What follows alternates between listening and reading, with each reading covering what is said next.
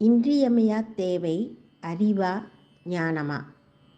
அறிவு என்பது அறியப்படுவது, ஞானம் என்பது உணரப்படுவது. காக்கையின் நிறம் கருப்பு என அறிவது அறிவு, கருப்பாக இருப்பதெல்லாம் காக்கை அல்ல என தெளிவாய் உணர்வது ஞானம்.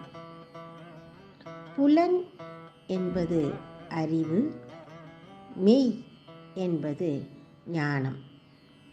அறிவை ஏடுகளில் பெறலாம், ஞானத்தை தவத்தால் பெறலாம்.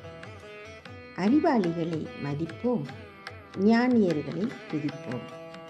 இன்றியமையா தேவை அறிவின் பூரணமாம் ஞானமே ஆகும். வாழ்க வளமுடன்.